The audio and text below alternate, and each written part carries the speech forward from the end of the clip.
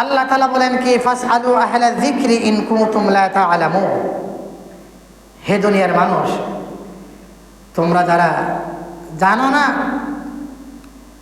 আহলা যিকরি I আহলাল ইলমি, যাদের কাছে ইলম আছে তোমরা তাদের কাছে সওয়াল করো, তাদের কাছে যাও, তাদের কাছে জানার জন্য তোমরা চেষ্টা করো।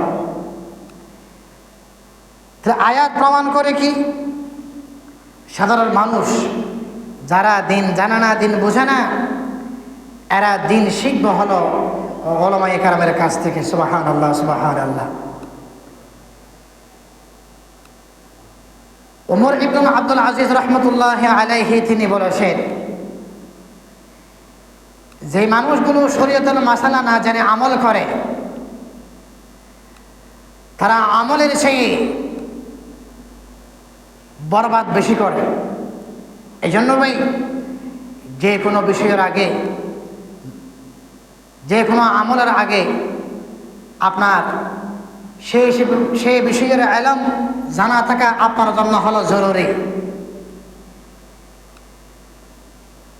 আপনি নামাজ পড়বেন, নামাজের মাসালা আপনি জানেন না, আপনি রোজা রাখেন, রোজা রাখার পর থেকে নিয়ে ইফতারের আগ পর্যন্ত আপনি কি কি করবেন আপনি তা জানেন না। আপনি ব্যবসা করেন, ব্যবসার মধ্যে অনেক মশলা রয়েছে, এগুলো আপনি জানেন না। এইভাবে বিবাহের মশলা রয়েছে, দৈনন্দিন জীবনে অসংখ্য মশলার সাথে আমরা আমাদের সম্পর্ক, এই মশলাগুলো যারা আমরা জানি না, এগুলো আমরা কিভাবে শিখব? আল্লাহ তাআলা বলেন কি ফাসআলু আহলা যিকরি ইন কুনতুম লা তা'লামুন। হে দুনিয়ার মানুষ, তোমরা যারা জানো না, যারা জানে তোমরা তাদের কাছে যাও, তাদের কাছে গিয়ে তোমরা এগুলো শিখো। সুবহানাল্লাহ, সুবহানাল্লাহ। অর্থাৎ উলামায়ে কেরামের কাছে গিয়ে শেখা। কোরআন মাজিদের আয়াত আল্লাহ তাআলা বলেন কি ইন্নামা ইয়াখশাল্লাহা মিন ইবাদিহিল উলামা। আসমানের নিচে জমিনের উপর যত মানুষ বসবাস করে, তাদের মধ্য থেকে যারা আল্লাহকে বেশি ভয় করে এরা হলো উলামায়ে কেরাম। এটি আল্লাহর কথা। কাজেই উলামায়ে কেরামের সাথে সুসম্পর্ক তৈরি করা, উলামায়ে কেরামের সুহবতে থাকা, তাদের কাছ থেকে দ্বীন শেখা, তাদের কাছ থেকে মাসালা মাসাইল শেখা। আল্লাহ রাসূল সাল্লাল্লাহু আলাইহি ওয়াসাল্লাম কাব ইবনে মালিক রাদিয়াল্লাহু তাআলা আনহু থেকে বর্ণিত, তিনি আল্লাহ রাসূল সাল্লাল্লাহু আলাইহি ওয়াসাল্লাম থেকে বর্ণনা করেন, মান তালাবাল ইলমি লিয়ুজারিয়া বিহিল উলামা। কোনো সাধারণ মানুষ যদি উলামায়ে কেরামের উপর গর্ববোধ করার জন্য ইলম শিখে, ওই সমস্ত মানুষগুলোকে আল্লাহ তাআলা জাহান্নামে নিক্ষেপ করবেন। নাউযুবিল্লাহি মিন যালিক। এই জন্য ভাই, দ্বীন শেখা, মাসালা শেখা, এগুলো হলো উলামায়ে কেরামের সুহবতে গিয়ে শেখা। হাদিস শরীফের ভিতরে আল্লাহ রাসূল সাল্লাল্লাহু আলাইহি ওয়াসাল্লাম তিনি সুন্দর ভাষায় বলেছেন, হে দুনিয়ার মানুষ, তোমরা উলামায়ে কেরামের সুহবতে থাকো, তাদের কাছ থেকে দ্বীন শেখো। যেমন আল্লাহ রাসূল সাল্লাল্লাহু আলাইহি ওয়াসাল্লাম বলেন, উকদু আলিমান আও মুতাআল্লিমান আও মুহিব্বান আও মুস্তামিআন ফালা তাকুনিল খামিসা ফাতুহলি। আল্লাহ রাসূল সাল্লাল্লাহু আলাইহি ওয়াসাল্লাম বলেছেন, হে দুনিয়ার মানুষ, উকদু আলিমা, হয়তো তুমি আলেম বনো, কি বনো? আলেম বনো। আপনি বলতে পারেন, হুজুর আমার বয়স 30 বছর, 40 বছর, 50 বছর হয়ে গেছে, এখন তো আলেম হওয়ার মতো বয়স তো আমার নাই, আমি এখন কি করতে পারি? আল্লাহ রাসূল সাল্লাল্লাহু আলাইহি ওয়াসাল্লাম বলেছেন, আও মুতাআল্লিমান, আলেমের ছাত্র বানো। আলেমের ছাত্র হওয়ার জন্য আপনাকে মাদ্রাসায় যেতে হবে না, দিনদার কোনো উলামায়ে কেরামের সুহবতে গিয়ে আপনি চাইলে ওনার কাছে হাদিস শিখতে পারেন, মাসালা শিখতে পারেন। আল্লাহ তাআলা আপনার নামও একজন শিক্ষার্থীর আমলনামার মধ্যে আল্লাহ তাআলা লিখে দিবেন। সুবহানাল্লাহ, সুবহানাল্লাহ। উকদু আলিমান আও মুতাআল্লিমান আও মুহিব্বান। উলামায়ে কেরামকে মহব্বত করা, উলামায়ে কেরামকে মহব্বত করা, তাদের ভালোবাসা মহব্বত দিলের ভিতরে তৈরি করা। হাদিস শরীফের ভিতরে আল্লাহ রাসূল সাল্লাল্লাহু আলাইহি ওয়াসাল্লাম বলেছেন, আল মারউ মাআ মান আহাব্বা। যে ব্যক্তি যাকে ভালোবাসে কাল কিয়ামত দিবসের মধ্যে তার সাথে হাসর নাসর হবে। সুবহানাল্লাহ, সুবহানাল্লাহ। আনাস রাদিয়াল্লাহু তাআলা আনহু বলেন, এই হাদিস শোনার পর সাহাবা কেরামের ভিতরে কি পরিমাণ আনন্দ মেতে উঠেছিল। এই জন্য ভাই উলামায়ে কেরামকে মহব্বত করা। এক নম্বর হলো আলেম বানা, উকদু আলিমান। দুই নম্বর হলো আপনি বলতে পারেন আলেম হওয়ার মতো বয়স তো আমার নাই, তখন আল্লাহ রাসূল বলেছেন আও মুতাআল্লিমান, না হয় তুমি আলেমের ছাত্র বনো।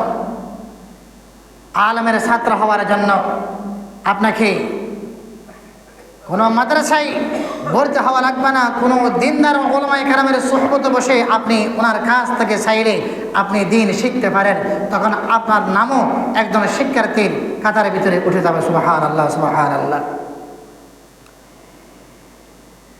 তিন নম্বর হলো মুহিব্বান, উলামায়ে কেরামকে ভালোবাসা, উলামায়ে কেরামকে মহব্বত করা, তাদের কাছ থেকে দোয়া নেওয়া। আও মুস্তামিআন, চার নম্বর হলো উলামায়ে কেরামের কথা অনুযায়ী শোনা, আমল করা। সুবহানাল্লাহ। সাধারণ মানুষ কেন উলামায়ে কেরামের কথা শুনবে? তার এক নম্বর কারণ হলো উলামায়ে কেরাম হলো আল্লাহ রাসূল সাল্লাল্লাহু আলাইহি ওয়াসাল্লামের ওয়ারিস। উলামায়ে কেরামের সাথে বিরোধিতা নয়।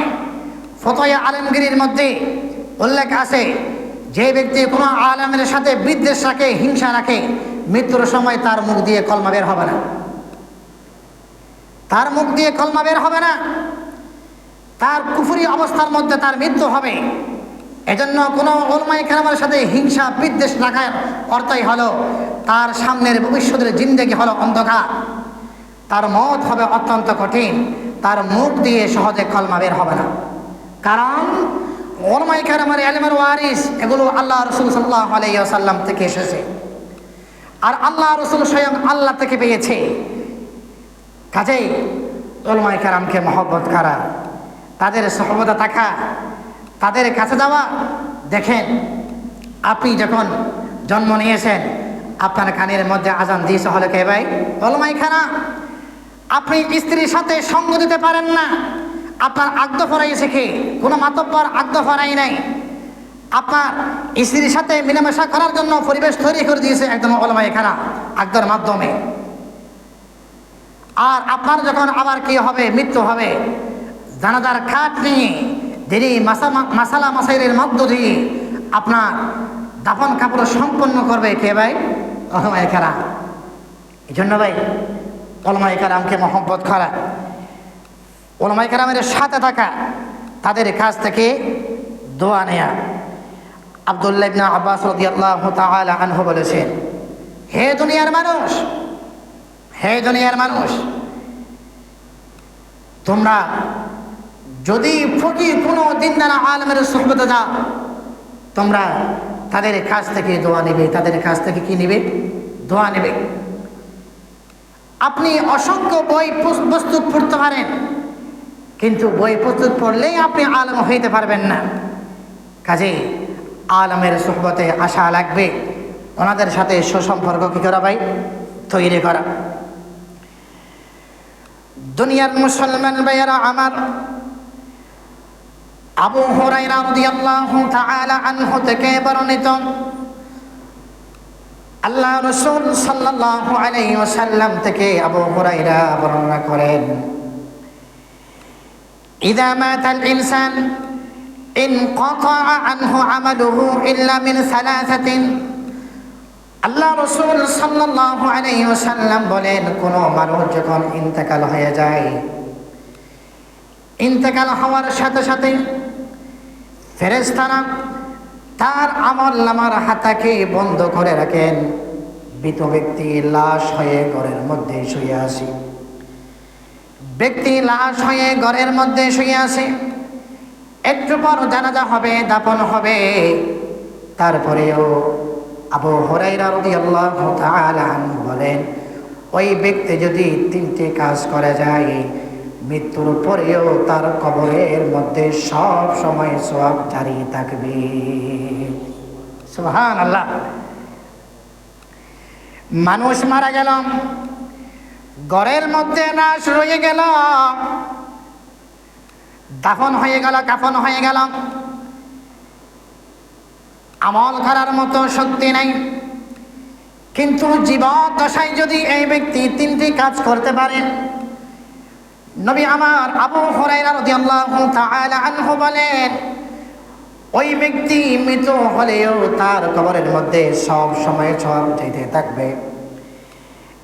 এক নম্বর হলো সাদকাতুন জারিয়া। কোন ব্যক্তি যদি সদকায়ে জারিয়া করে যায়, মসজিদ তৈরি করলো, নলকূপ তৈরি করলো, মানুষ পানি খাইতে পারে এই জন্য টিউবওয়েলের ব্যবস্থা করে দিলাম, মানুষের জন্য একটি মুসাফিরখানা তৈরি করে দিলাম, মানুষের জন্য ইবাদতখানা তৈরি করে দিলাম। আল্লাহ রাসূল সাল্লাল্লাহু আলাইহি ওয়াসাল্লাম বলেছেন, যতদিন পর্যন্ত ওই জিনিসগুলো বহাল থাকবে, এতদিন পর্যন্ত তার কবরের মধ্যে সওয়াবগুলো জারি থাকবে। তাহলে ভাই কি মৃত্যুর পরেও যার খবরের মধ্যে সব যাইতে থাকবে, তার অন্যতম একটি কারণ হলো, আমল হলো কি ভাই? সাদকায়ে জারিয়া। দুই নম্বর হলো আও ইলমিন ইনতাফাউ বিহি। যার ইলম থেকে মানুষ উপকৃত হয়েছে। মনে করেন একজন আলেম, ওনার অসংখ্য শাগরিদ আছে, শাগরিদ থেকে মানুষ ইস্তেফাদা হাসিল করে। নবী আমার তিনি বললেন, ওই আলেম যখন দুনিয়া থেকে বিদায় হয়ে কবরের বাসিন্দা হয়ে যায়, তার কবরের মধ্যে আমার আল্লাহ সওয়াব জারি করে দেন। তিন নম্বর হলো আও ওয়ালাদিন সালিহ ইয়াদউ লাহু। নেককার সন্তান রেখে যাওয়া। কোনো বাবা যদি একজন নেককার সন্তান দুনিয়ার মধ্যে রেখে যেতে পারে, বাবা মারা গেছে, মা মারা গেছে, মাটির নিচে চলে গেছে, নেককার সন্তান যত নেক আমল করবে, তার একটি অংশ সব সময় মা বাবার কবরের মধ্যে যেতেই থাকবে। সুবহানাল্লাহ, সুবহানাল্লাহ। নেককার সন্তান কেমনে তৈরি হয়? নেককার সন্তান কেমনে তৈরি হবে? নেককার মানুষ কেমনে তৈরি হয়? নেককার মানুষ তৈরি হওয়ার জন্য ফ্যাক্টরি হলো মাদ্রাসা। নেককার মানুষ তৈরি হওয়ার জন্য কাদের কাছে যাবে? নেককার মানুষ তৈরি হওয়ার জন্য ওই মানুষ যদি উলামায়ে কেরামের সাথে সুহবতে যায়, সম্পর্ক রাখে, ওই মানুষগুলো জিরো থেকে হিরো হয়ে যায়। সুবহানাল্লাহ, সুবহানাল্লাহ, সুবহানাল্লাহ। এই জন্য ভাইয়ারা আমার, আল্লাহ রাসূল সাল্লাল্লাহু আলাইহি ওয়াসাল্লাম বলেন, আল মারউ মা'a মান আহাব্বা। যে ব্যক্তি যাকে মহব্বত করবে, সুরকে ভালোবাসে, ডাকাতকে ভালোবাসে। এই দুনিয়ার মুসলমান ভাইয়ারা আমার, আল্লাহ রাসূল সাল্লাল্লাহু আলাইহি ওয়াসাল্লাম বলেন, যে ব্যক্তি কোনো দিনদার ব্যক্তিকে যদি আল্লাহর ওয়াস্তে ভালোবাসে, আল্লাহর জন্য ভালোবাসে, তার দিলের ভিতরে একতা তৈরি হয়, উনি একজন আলেম, উনি একজন হাফেজ, ওনার সাথে সম্পর্ক রাখলে আমার ফায়দা হয়। আল্লাহর জন্য কোনো ব্যক্তি যদি কোনো দিনদার উলামায়ে কেরামকে ভালোবাসে, কাল কিয়ামত দিবসের মধ্যে তার সাথে হাসর নাসর হবে। আল মারউ মা'a মান আহাব্বা। প্রিয় হাজিরিন, এই জন্য উলামায়ে কেরামকে ভালোবাসা। আপনার নামাজগুলো শুদ্ধ হয় উলামায়ে কেরামের কারণে, আপনার নামাজ শুদ্ধ হয় মসজিদের ইমামের কারণে, আপনার নামাজ শুদ্ধ হয় মসজিদের খতিবের কারণে, না হয় সাধারণ পাবলিকের যে কোরআন তেলাওয়াতের যে অবস্থা, এই তেলাওয়াত দিয়ে আপনি আল্লাহকে রাজি রাখবেন, খুশি রাখবেন, সে কোনোদিন সম্ভব নয়। আর আপনি যখন ইক্তাদাতুল বিহাদাল ইমাম হয়ে ইমামের পিছনে ইক্তাদা করেন, তখন আপনি কেরাত না পড়লেও ইমাম সাহেব কেরাত পড়ার কারণে আপনার নামাজ কি হয়ে যায়? শুদ্ধ হয়ে যায়। সুবহানাল্লাহ, সুবহানাল্লাহ, সুবহানাল্লাহ। তাহলে আসুন উলামায়ে কেরামকে মহব্বত করা।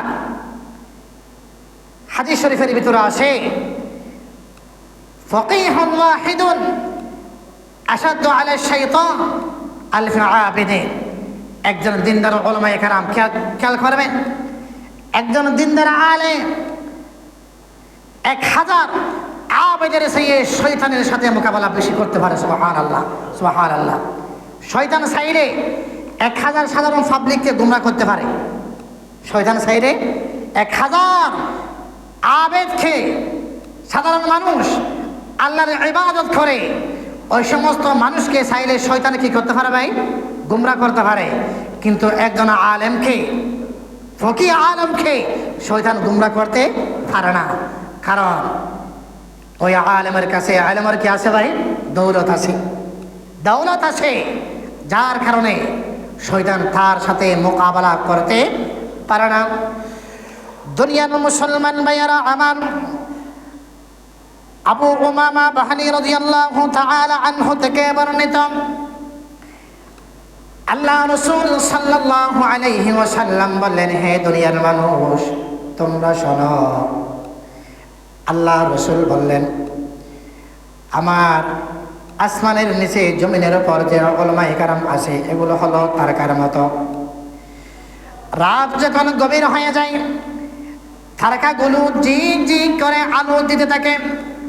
মানুষ যখন অন্ধকারের বস্তির মধ্যে তারকার আলোগুলো পায়, ওই ব্যক্তি দৌলতপুরের রাস্তা কোনটা, শাহমিরপুরের রাস্তা কোনটা, বাজার থেকে কোন পথে যাবে, ওই তারকারাতির আলোর কারণে রাস্তার সন্ধান পায়। আল্লাহ রাসূল সাল্লাল্লাহু আলাইহি ওয়াসাল্লাম বলেছেন, আমার উলামায়ে কেরাম হলো তারকার মতো, তাদের মাধ্যমে মানুষ জাহান্নাম এবং জান্নাতের রাস্তা খুঁজে পায়। উলামায়ে কেরাম হলো তারকারাজির মতো, গভীর রজনী, অন্ধকার, রাস্তা দেখা যায় না, মানুষ হাঁটতে পারে না, কষ্ট হয়ে যায়। ওই অবস্থার মধ্যে যদি আসমানের মধ্যে তারকা আলো দেয়, মানুষ এই আলোর সাহায্যে রাস্তা চিনতে পায়, ঘর চিনতে পায়, এক অপরের চেহারা দেখতে পায়। একই পদ্ধতিতে আল্লাহ রাসূল সাল্লাল্লাহু আলাইহি ওয়াসাল্লাম বলেছেন, হে দুনিয়ার মানুষ, আমার উলামায়ে কেরাম হলো তারকার মতো, তোমরা তাদের কাছে যাও, তাদের কাছে ইলম শিখো, তাদের সুহবতে যাও। তোমরা যদি তাদের কাছে সুহবতে যাও, তোমরা জান্নাত জাহান্নামের পরিচয় তোমরা চিনতে পারবে। পেরহাজানি, এই জন্য ভাই উলামায়ে কেরামকে মহব্বত করা, উলামায়ে কেরামকে ভালোবাসা। আর এই জমিন লা তাকুমু সাআতু হাত্তা ইউকালা আল্লাহ আল্লাহ।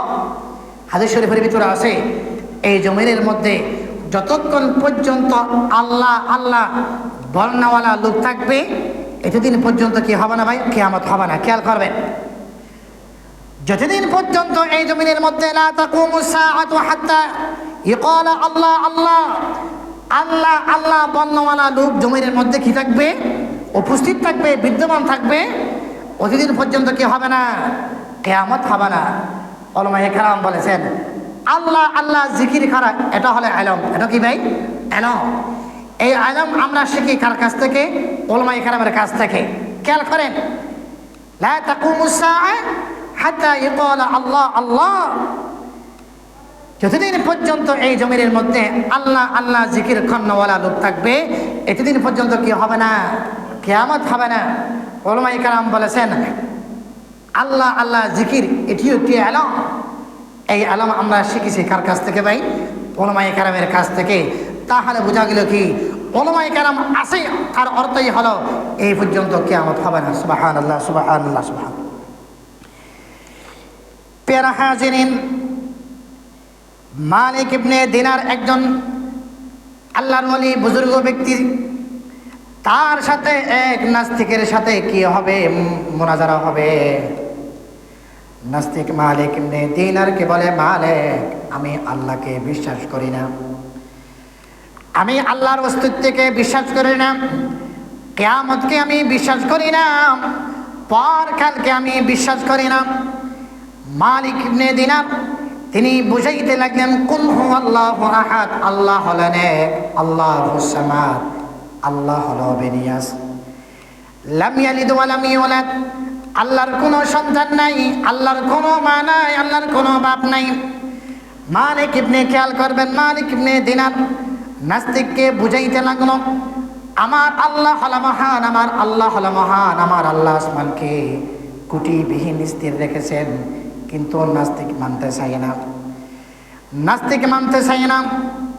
দুইজনের মধ্যে বোঝাপড়া হলো, দুইজনের মধ্যে বোঝাপড়া হওয়ার পর সিদ্ধান্ত নিল, তাহলে আমরা দুইজন মিলে আগুনের মধ্যে হাত রাখবো, যার হাত আগুনে জ্বালাবে না ধরা হবে, তার ধর্ম হলো সত্য, তার আল্লাহ হলো সত্য।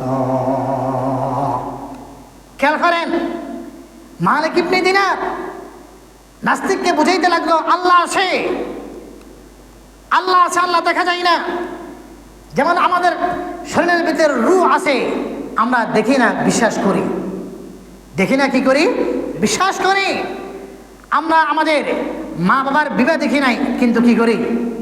বিশ্বাস করি। বাতাস দেখি না, কি করি? বিশ্বাস করি। অসংখ্য জিনিস আমরা বিশ্বাস করি। মালিক ইবনে দিনার বুঝাইতে লাগলো, আল্লাহ আসিম, কিয়ামত হবে, পরকাল হবে, মৃত্যু হবে, এমন এমন। নাস্তিক বুঝাইতে চাই, বুঝতে চাই না। দুইজন মিলে সিদ্ধান্ত নিল আগুনের মধ্যে হাত রাখবে। খেয়াল করবেন, আগুনের মধ্যে হাত রাখবে। বলা হলো, যার হাত আগুনের মধ্যে জ্বালাবে না, বোঝা যাবে তার দিন হলো সত্য, তার ধর্ম হলো সত্য। মালিক ইবনে দিনার নাস্তিকের হাত ধরলেন। খেয়াল করবেন, নাস্তিকের হাত ধরলেন। দুইজন মিলে আগুনের মধ্যে হাত রাখলেন। আগুনের মধ্যে হাত রাখার পর দেখা গেল কোনো একটি হাত জ্বলে না, কিছুই হলো না। দুই হাত আগুন থেকে ফেরত আসলো। মালিক ইবনে দিনার আল্লাহর দরবার বললেন, আল্লাহ রে, আমি জানি আমার দিন সত্য, তুমি সত্য, তাহলে নাস্তিকের হাত জ্বালালে না কেন? আগুনের মধ্যে ফোড়া গেল না কেন? আল্লাহ, তার কারণ কি? সত্য মিথ্যার কি হলো মিশ্রিত হয়ে গেল। ওগো আল্লাহ, কোন ধর্ম সত্য এটা পরিচয় আপনি দিয়ে দেন। এ কথা বলার পর আল্লাহর পক্ষ থেকে আওয়াজ আসলো, মালিক রে, ওই নাস্তিকের হাত তোমার হাতের সাথে লাগার কারণে আমি আল্লাহ আগুন থেকে তাকে আমি আল্লাহ মুক্তি দিয়ে দিলাম। দেখেননি? মালিক বলে, গো আল্লাহ, এটা কেমন কথা? সে আপনাকে বিশ্বাস করতে চাই না। আল্লাহ বলে, মালিক রে, তোমার হাতের সাথে নাস্তিকের হাত লাগার কারণে আমি আগুনের মধ্যে তার হাতকে জ্বালাই নাই। তাহলে দেখেন, সামান্য একজন আলেমের হাত লাগার কারণে যদি আগুন থেকে মুক্তি পাই, আর আমরা যদি জীবনে মরণে হায়াতে পারিবারিক জীবনে উলামায়ে কেরামের পরামর্শ নিয়ে যদি আমরা চলি, আমরা আশা রাখি ইনশাআল্লাহ আমরাও জাহান্নাম থেকে কি পাবো ভাই? মুক্তি পাবো। এই জন্য ভাই উলামায়ে কেরামকে মহব্বত করা, উলামায়ে কেরামের সাথে বিদ্বেষ নয়, হিংসা নয়। আজকে আমরা দেখি বিশেষ করে দাওয়াত তাবলীগের মধ্যে এখন একটা বিভাজন তৈরি হয়েছে। আপনারা হয়তো অনেকে জানেন, অনেকেই উলামায়ে কেরামের জামাতকে মানতে চায় না। উলামায়ে কেরামের ব্যাপারে নানানভাবে তারা বিদ্বেষপূর্ণ কথাবার্তা বলছে। অথচ দিন আমরা শিখবো উলামায়ে কেরামের কাছে, দিন আমরা জানবো উলামায়ে কেরামের কাছে। আচ্ছা বলুন তো দেখি, একজন নার্স 40 বছর 50 বছর যদি নার্সিংয়ের কাজ করে, সে কোনোদিন ডাক্তার হইতে পারবে? বলেন ভাই, একজন নার্স যদি 40 বছর 50 বছর নার্সিংয়ের কাজ করে, সে কি ডাক্তার হইতে পারবে? সে নার্স থাকবে। তেমনি ভাবে যে সমস্ত মানুষ দাওয়াত তাবলীগের মধ্যে সিল্লা লাগায়, 1 সিল্লা 10 সিল্লা, সে কি কোনো অবস্থাতে উলামায়ে কেরাম হইতে পারবে? এ সমস্ত সিল্লাওয়ালা মানুষকে কি আপনি ইমাম হিসেবে নিয়োগ দিবেন? আপনার মায়ের জানাজার জন্য ইমামতি করার জন্য আপনি ফাটাবেন? তাহলে বোঝা গেল কি আমরা দেখছি এখন এগুলো দৌলতপুর অহরহ উলামায়ে কেরামের সিদ্ধান্তকে মানতে চাই না, জমহুর উলামায়ে কেরামের সিদ্ধান্তকে মানতে চাই না। বুঝতে হবে যে জামাতের মধ্যে উলামায়ে কেরাম নাই, এটি দিন হইতে পারে না। একটি বিভাগ কি হইতে পারে না ভাই? দিন হইতে পারে না। উলামায়ে কেরামকে মহব্বত করা, উলামায়ে কেরামকে কি করা ভাই? মহব্বত করা, তাদেরকে ভালোবাসা, তাদের সোহবতে যাওয়া, তাদের পরামর্শ অনুযায়ী চলা। যদি এইভাবে আমরা চলতে পারি, আল্লাহ রাসূল সাল্লাল্লাহু আলাইহি ওয়াসাল্লাম বলেছেন, আল মারউ মা মান আহাব্বা, হে দুনিয়ার মানুষ, যে ব্যক্তি যাকে ভালোবাসবে তার সাথে কাল কিয়ামত দিবসের মধ্যে কি হবে ভাই? হাসর নাসর হবে। আসুন আমরা উলামায়ে কেরামের কাছ থেকে শিখি। ফাসআলু আহলা যিকরি ইন কুনতুম লা তা'লামুন। আব্দুল্লাহ ইবনে আব্বাস রাদিয়াল্লাহু তাআলা আনহু বলেন, আহলা যিকরি আই আহলাল ইলমি, যারা জানে না তারা শিখবে কাছ থেকে। ভাই বলেন, আমরা তারা মাসালা জানি না, আপনি কার কাছে যাবেন? হয়তো মসজিদ ইমামের কাছে, খতিবের কাছে, মনসার একজন শিক্ষকের কাছে, মুফতির কাছে, মুহাদ্দিসের কাছে। এছাড়া আর কোনো গতি আছে ভাই? এছাড়া আর কোনো গতি আছে? আসুন আমরা উলামায়ে কেরামের সুহবতের মধ্যে আসি। আল্লাহ রাসূল সাল্লাল্লাহু আলাইহি ওয়াসাল্লাম বলেছেন, ফাকীহুন ওয়াহিদুন আশাদ্দু আলা শাইতান আলফি আবিদিন। 1000 আবেদ, 1000 আবেদ প্রতিনিয়ত আমল করে, আমলের সাথে থাকে সাধারণ পাবলিক। 1000 সাধারণ মানুষকে, আবেদকে শয়তান চাইলে গুমরাহ করতে পারে। একজন দিনদার আলেমকে কি করতে পারবে না? গুমরাহ করতে পারবে না। এই জন্য ভাই, কারণ কি? উলামায়ে কেরামের ভিতরে ইলমের দৌলত। কিসের দৌলত? ইলমের দৌলত। এই জন্য আল্লাহ তাআলা বলেন কি, কুল হাল ইয়াস্তাবিল্লাযীনা ইয়া'লামুনা ওয়াল্লাযীনা লা ইয়া'লামুন। হে দুনিয়ার মানুষ, তোমরা বলো, যারা জানে এবং যারা জানে না তারা কি সমান হইতে পারে? বলেন ভাই, যারা জানে এবং যারা জানে না তারা কি সমান হইতে পারে? যার চোখ আছে, যার চোখ নাই, দুইজন ব্যক্তি কি একই সমান হইতে পারে? যারা জানে এরাই হলো উলামায়ে কেরাম, যারা জানে না এরাই হলো সাধারণ পাবলিক। এখন আসুন, সাধারণ পাবলিকগুলো দিন কার কাছ থেকে শিখবে? সাধারণ পাবলিকগুলো, সাধারণ মানুষগুলো দিন কার কাছ থেকে শিখবে? আসল কথা হলো, সাধারণ পাবলিকগুলো একমাত্র দিন শিখবে উলামায়ে কেরামের সুহবতে এসে। উলামায়ে কেরামের সুহবতে আসে। উগদু আলিমান আও মুতাআল্লিমান আও মুহিব্বান আও মুস্তামিআন ফালা তাকুনিল খামিসা ফাতহুলি। আল্লাহ রাসূল সাল্লাল্লাহু আলাইহি ওয়াসাল্লাম বলেছেন, হয়তো 1 নম্বরে তুমি আলেম হও, উগদু আলিমান, উগদু আলিমা। আপনি বলতে পারেন, হুজুর আমার বয়স তো 40 বছর হয়ে গেছে, আমি কি এখন আলেম হওয়ার বয়স আছে? তারপরে অপশনে আল্লাহ রাসূল বলেছেন কি, আও মুতাআল্লিমান, তুমি আলেমের ছাত্র বানো। আলেমের ছাত্র হওয়ার জন্য আপনাকে মাদ্রাসায় যেতে হবে না, দিনদার কোনো উলামায়ে কেরামের কাছে গিয়ে আপনি ইলম শিখেন, ওনার কাছ থেকে মাসালা শিখেন, আপনি একজন আলেমের ছাত্র হয়ে যাবেন। সুবহানাল্লাহ, সুবহানাল্লাহ। 3 নম্বর হলো আও মুহিব্বান, উলামায়ে কেরামকে ভালোবাসা। উলামায়ে কেরামকে কি করা ভাই? ভালোবাসা। 4 নম্বর হলো আও মুস্তামিআন, উলামায়ে কেরামের কথা অনুযায়ী নিজের জীবন চলা। আচ্ছা বলুন তো দেখি, আপনার দৈনন্দিন জীবনের মধ্যে যদি কোনো মাসালা নিয়ে আপনি আটকে যান, আপনি কার কাছে যাবেন? বলেন, কার কাছে যাইবেন? আলেমের কাছে। তখন ফালা তাকুনিল খামিসা ফাতহুলি, ফালা তাকুনিল খামিসা ফাতহুলি, 5 নম্বর প্রকারে তোমরা আসিও না। হয়তো আলেম হও, না হয় আলেমের ছাত্র বানো। 3 নম্বর আলেমকে মহব্বত করো। 4 নম্বর হলো আলেমের কথা অনুযায়ী চলো। সামিআনা ওয়া আতানা, সামিআনা ওয়া আতানা। ফালা তাকুনিল খামিসা ফাতহুরি, পঞ্চম নম্বর প্রকার আসিও না। উলামায়ে কেরাম বলেছেন পঞ্চম নম্বরের প্রকার থেকে উদ্দেশ্য হলো উলামায়ে কেরামের সাথে হিংসা বিদ্বেষ রাখা। কি রাখা ভাই? উলামায়ে কেরামের সাথে হিংসা বিদ্বেষ রাখা। ফতোয়া আলমগীরিতে একটি ইবারত এসেছে। ফতোয়া আলমগীরি ইবারত হলো মান আবগাযা আলিমান বিগাইরি সাবাবিন যাহিরিন খিফা আলাইহিল কুফর। খেয়াল করবেন, মান আবগাযা আলিমান বিগাইরি সাবাবিন যাহিরিন খিফা আলাইহিল কুফর। কোনো ব্যক্তি যদি কোনো কারণ ছাড়া উলামায়ে কেরামের সাথে হিংসা রাখে, বিদ্বেষ রাখে, খিফা আলাইহিল কুফর, মৃত্যুর সময় কুফরি অবস্থা তার মৃত্যু হওয়ার আশঙ্কা আছে। দেখেন ভাই, কুফরি অবস্থায় মৃত্যু হওয়ার কি আছে ভাই? আশঙ্কা আছে। এই জন্য ভাই উলামায়ে কেরামের সাথে কি রাখা বলেন? মহব্বত রাখা, ওনাদের কাছ থেকে পরামর্শ নেওয়া, ওনাদেরকে মহব্বত করবেন, ওনাদের পরামর্শ অনুযায়ী চলবেন। যে কোনো মাসালা জানার জন্য ওনাদের সোহবতে আসবেন। ইনশাআল্লাহ আল্লাহ তাআলা আমাদের প্রত্যেকের অন্তরের ভিতরে আলেমের মহব্বত তৈরি করে দেখ, আমিন বলেন। কাল কিয়ামত দিবসের মধ্যে তাদের সাথে আল্লাহ তাআলা আমাদেরকে হাসান নাসর করার মতো আল্লাহ তাআলা ব্যবস্থা করে দেখ, আমিন বলেন। ওয়া আখির দাওয়ানা আলহামদুলিল্লাহি রাব্বিল আলামিন। ভাই সময়